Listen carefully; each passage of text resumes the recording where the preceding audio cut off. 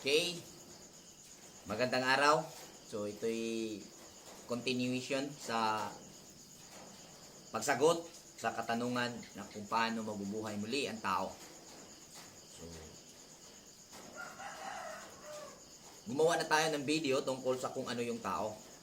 At ito man ngayon ay kung ano yung kamatayan na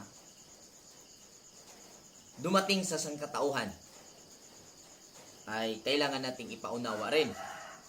Nang sa gayon ay mabigyan natin ng liwanag na kasagutan yung pagkabuhay na mangyayari na mababasa sa kasulatan.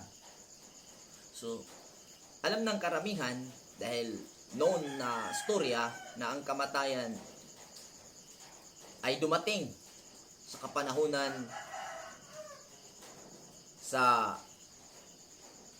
Genesis chapter 3 na kung saan nagkasala yung tao.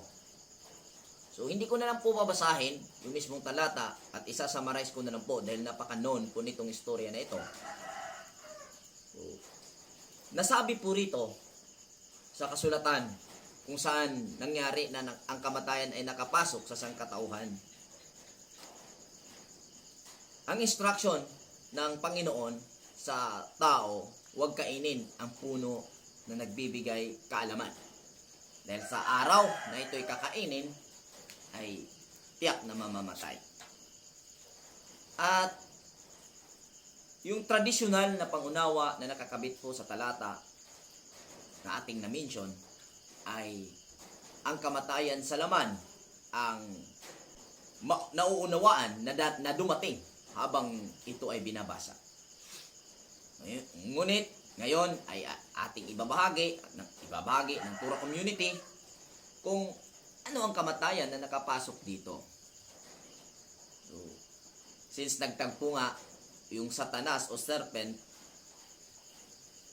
at ang nasabing babae, Eva or Kaba, sa Hebreo, Kava, kung saan nalinlang ang tao at naging nangyari na kumain sa punong pinagbabawal. Gusto kong hikayatin ang mga mambabasa na makakakita nito, mga Bible reader, no, mga kapatid, na subukang i-analisa ang talata. Ang sabi po riyan, sa araw na kayo'y kakain ay kayo'y mamamatay. Gayampaman, ito yung pinaniniwalaan nga na dito pumasok yung kamatayan sa laman. Ngunit mga kapatid, kung ating titingnan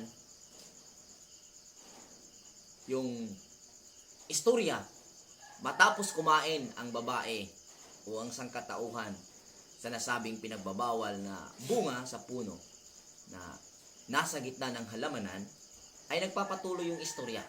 At ito'y nagpapahiwatig kung ating buksan ng ating analisasyon na ang kamatayan na nakapasok dito ay hindi po yung kamatayan sa laman na siyang inakala ng maraming mambabasa sa tuwing inunawa ang talata na nakasulat dito. So, may mga pilosopo na nagsasabi na naturalmente daw na hindi kaagad-agad namamatay yung tao at nagpapatuloy yung istorya dahil ang isang araw daw ng Diyos ay sa tao 1,000 taon. Yan po yung nakasulat daw sa Pedro sa New Testament. Ngunit mga kapatid, ating titingnan at i-analisa din at gamitin din natin yung pilosopo na katarungan tulad ng mga ginagawa ng mga pilosopong mga mambabasa at nakikipag-argumento sa kanilang mga hindi kaparehas ng pangunawa, no? Ang 1,000 taon at isang araw sa Diyos, kung ating hanapan ng pilosopiyang katarungan, nagpapahiwatig na hindi namamatay si Cain at si Eva, dahil hindi po nakasulat sa Biblia na sila'y namamatay. So, hindi po uubra na isang araw katumbas sa 1,000 taon, kung kaya't nagpapatuloy yung istorya na hindi pa sila namamatay. Kung ating titingnan sa analisasyon ang mensahe talaga ng kwento na isinulat dito, mga kapatid, sa pamamagitan ni Propeta Moises, ang kamatayan na nakapasok dito since pinalayas nga yung tao sa Eden at sila'y nagkaroon ng kahirapan dulot ng kanilang nagawang paglabag sa kautusan ng Panginoon, ay nagpapakita ito ng ibig ipaunawa ng kamatayan na sinabi ng Diyos na sa araw na kayo'y kakain, kayo'y mamamatay. Ito ay kahirapan dulot ng kasalanan, paglabag sa kautusan o sa mandato ng supreme being, ng supreme creator, yung pong may likha. So, nagkamali ng pangunawa ang maraming tao tungkol sa kamatayan na na-mention sa banal na kasulatan na nakapasok nung unang kapanahonan. Hindi po ang kamatayan sa laman ang tinutukoy dito, dahil ang kamatayan sa laman ay natural na proseso at kapahingahan ng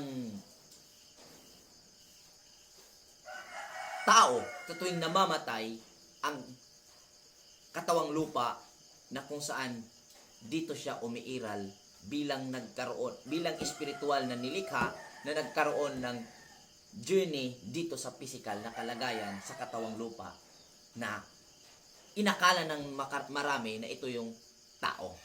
Mga kapatid, lagyan natin ng konklusyon na ang kamatayan na sinasabi na nakapasok ay ang kahirapan po dulot ng kasalanan.